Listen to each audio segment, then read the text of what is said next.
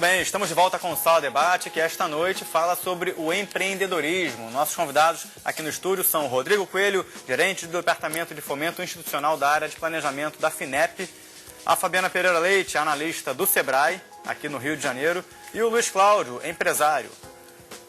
Empresário que vai receber a primeira pergunta deste terceiro bloco. Luiz Cláudio, a gente estava falando agora há pouco sobre algumas dificuldades para você formalizar o seu negócio. A Fabiana citou o Super Simples, citou o MEI, o microempreendedor individual. Queria que você falasse um pouquinho das dificuldades, apesar de você conseguir ter um acesso simplificado pela internet, o caminho, a concessão de alvarás para atuação em determinada área, as especificidades da legislação regional também são desafios. Queria que você falasse um pouquinho a respeito disso, pelo momento pelo qual você está passando.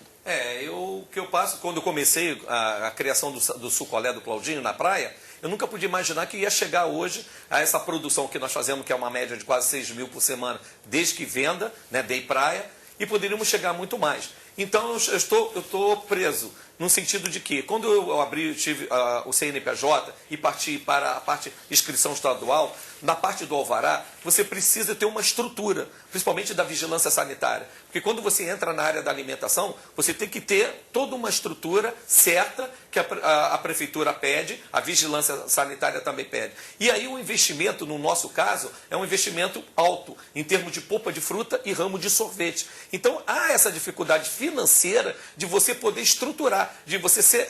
A minha intenção é que eu quero que a minha fábrica, a vigilância sanitária, esteja lá e realmente aprove a minha fábrica. Então, para que isso venha a acontecer, você tem que ter uma estrutura. E aí é onde que a dificuldade de você conseguir levantar essa estrutura, um terreno pré-moldado, crescer em maquinários, há um investimento alto. Então, há essa dificuldade de eu, como um pequeno empresário, com uma marca enorme, rica, não poder crescer pela dificuldade financeira de poder ampliar o meu projeto. É onde que nós buscamos parceria por fora. Fabiana, depoimentos como esse do Claudinho são comuns? Existe esse desafio ou, é claro, respeita-se especificidades de cada empreendedor, de cada região, de cada trabalho? Sim, são comuns, mas a gente tem que encontrar um meio do caminho aí.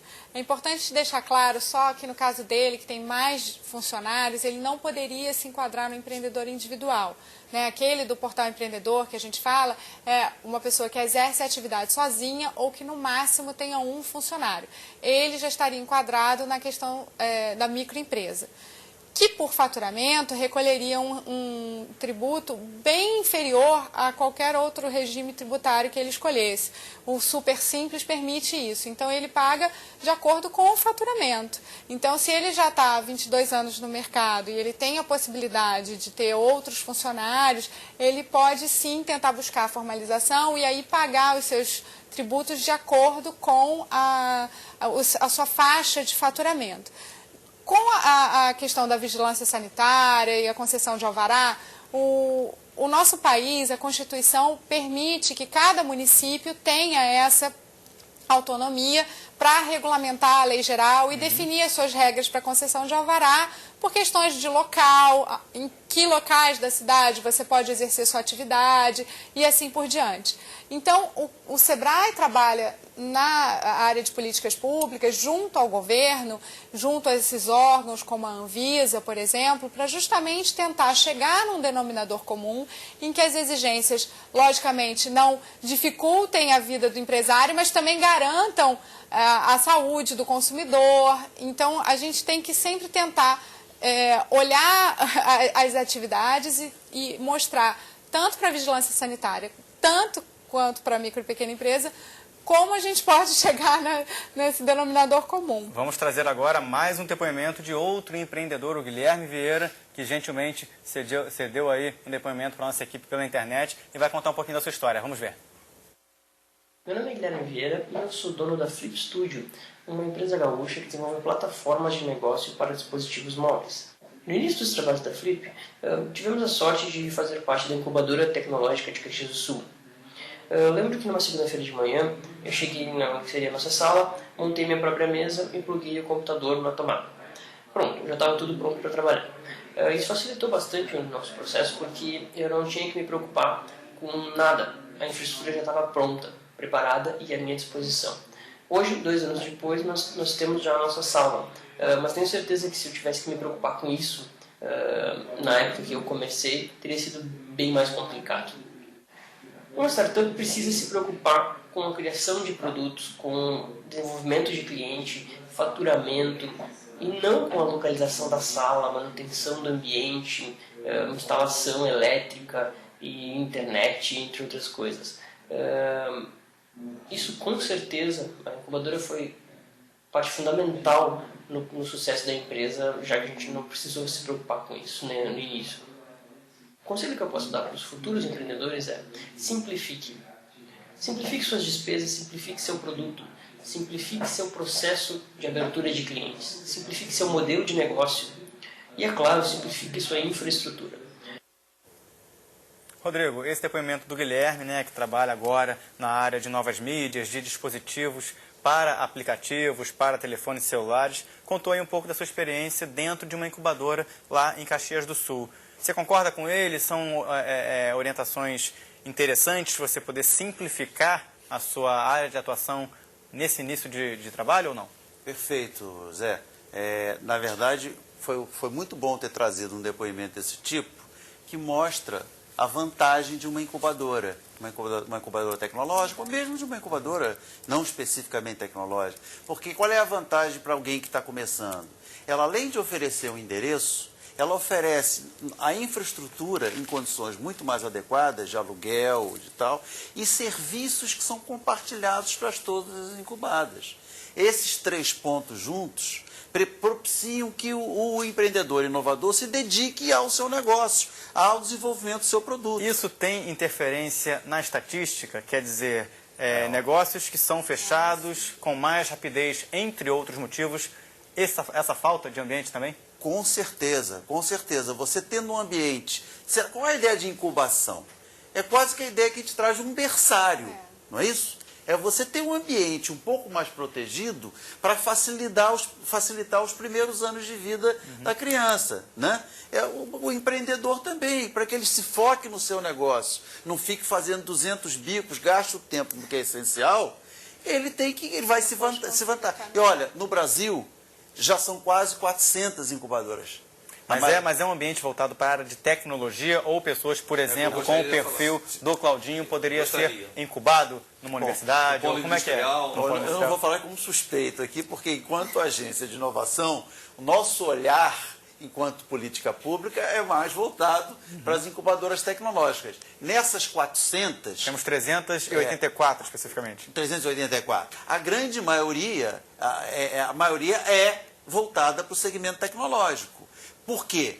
Porque o segmento tecnológico tem vantagens competitivas, mas tem muitas incubadoras que não são só de natureza tecnológica e muitas que misturam empreendimentos tecnológicos com empreendimentos tradicionais. A gente está chegando ao final do programa, eu preciso trazer para vocês alguns depoimentos que ainda estão chegando pela internet. Eu agradeço a todos os internautas e telespectadores que estão enviando perguntas para a gente, como o Flávio Jordão. Pelo Twitter, ele quer saber, ele tem impostos municipais de uma microempresa no regime simples, impostos atrasados. Qual seria a melhor opção para a regulamentação desses impostos atrasados? Municipais. É claro, municipais.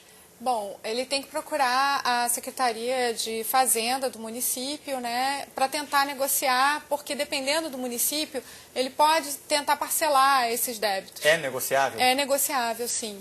Estimula-se que seja negociável e a Lei Geral da Micro e Pequena Empresa, ela veio justamente para tentar... Ele é de São Paulo. Então teria que ver a legislação lá e quais são as possibilidades dele financiar eles abrem de tempos em tempos. Muito bem, fica aí a dica para o Flávio Jordão. Procure aí regularizar a sua situação, Flávio. Vou trazer para vocês agora a enquete da semana. Está aí no site do Canal Futura, vamos ver o resultado. Olha só, a gente colocou lá no site do Futura a seguinte questão. Na sua opinião, quais são as principais dificuldades para se manter um negócio no Brasil? 4% afirmam que há desafios com relação à documentação. 63%, talvez aí a grande maioria, questiona a quantidade de impostos, a carga tributária. 14% analisam dificuldades do próprio mercado em que o empreendedor está atuando. E por fim, 10% falam que a falta de uma formação profissional adequada ainda é um desafio. Temos mais uma parcial, vamos ver qual é a última parcial. 9%, falta de incentivo governamental. Fabiana, carga tributária aí, a galope, vencendo as estatísticas. É o vilão. E talvez o grande vilão para o empreendedor. É isso mesmo? Eu acho que as pessoas também naturalmente fazem um comparativo da aplicação desses impostos, né? Eu acho que existe sim esse questionamento, não só por parte dos empresários, como dos cidadãos de um modo geral. Então as pessoas têm uma resistência muito grande a tributos. A gente concorda que uma resistência talvez legítima a alguns tributos? Sem dúvida, a gente sabe que muitas vezes é muito pesado, principalmente quando você leva em consideração os encargos trabalhistas, né? Porque eu acho que o grande peso aí dessa resposta, ela não se deve somente ao super simples, que é justamente do faturamento, é dos encargos trabalhistas, porque a legislação ela é igual para todos, né? Para o micro, para o pequeno e para o grande, e muitas vezes essas empresas elas não conseguem ter fôlego para manter, por exemplo, todos os seus funcionários registrados, pagando seus fundos de garantia. Então eu acho que o grande vilão é justamente esse. Rodrigo, 10% falando aí de formação profissional. Na área técnica é um índice considerável, né? 10% avaliando que a falta de formação profissional ainda é o principal desafio para o empreendedor. Reforça aquele argumento que a gente tinha colocado, não só dessa pesquisa, mas da pesquisa GEM, né? Que coloca que a educação e a formação é um dos principais gargalos, até numa porcentagem maior do que esses 10%.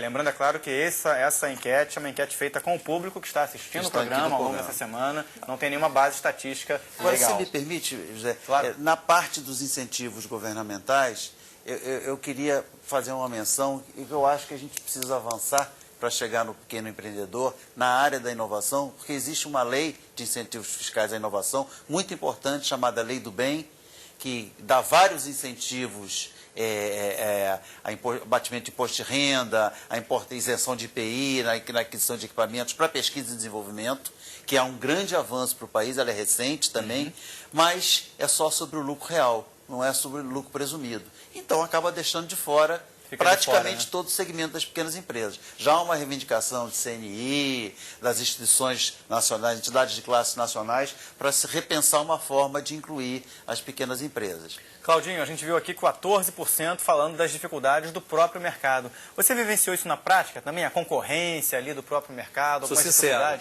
não, para nossa questão. Porque nós inovamos, então levamos para a praia uma coisa nova, que principalmente o que os moradores da Zona Sul não conheciam, o sacolé, né, que foi transformado na marca Sucolé. E as pessoas, moradores da área da Zona Norte, Baixada, e que frequentam a praia da Zona Sul, conheceram a qualidade. Então, o nosso produto... Temos aqui até depoimento da Carila, que mora na Posse, e sempre quando vem ao Rio de Janeiro, conhece aí a sua produção do sucolé. Eu não encontro dificuldade dentro dessa área. Mesmo nossos concorrentes do ramo de sorvete, realmente nós temos um atendimento diferencial, um produto de alta qualidade, e o sucolé é um sucesso, através de todo o trabalho voltado pelos meus vendedores e pelo pessoal da minha produção. Fazendo um rápido lembrete, meus caros, quem acompanha o programa... Mas isso pode acontecer. Claro que pode acontecer. Uma última dica aqui é a Semana Global de Empreendedorismo. A Semana Global de Empreendedorismo acontece a cada mês de novembro. Vai acontecer esse ano entre os dias 12 e 18 de novembro. Durante essa semana, várias atividades no Brasil inteiro sobre empreendedorismo. Você que está procurando aí mais informações, está com dúvidas sobre em que área deve abrir o seu negócio, dúvidas sobre documentação, quer ter mais informações sobre como ser um bom empreendedor, não deixe de acompanhar aí mais informações no Portal do Empreendedor. O site correto é semanaglobal.org.br, semanaglobal.org.br e ponto final. Ponto final no Sala de Debate de hoje, está aí o site para você pegar mais informações. Gostaria de agradecer a todos os convidados de hoje. Estiveram conosco Rodrigo Coelho, ele que representa a FINEP aqui no Rio de Janeiro. A Fabiana Pereira Leite, analista do Sebrae, muito obrigado. Obrigada. E ao Luiz Cláudio, o famoso Claudinho do Sucolé, empresário aqui no Rio de Janeiro. Muito obrigado a você também, uma boa noite. A você de casa, a nossa dica é: acompanhe o debate também aos domingos, às 9 da noite, e depois ele permanece nas redes sociais, no Twitter, no Facebook, no YouTube. Você aí acompanha tudo o que a gente discutiu no estúdio do Canal Futuro. Até a semana que vem. Tchau, tchau.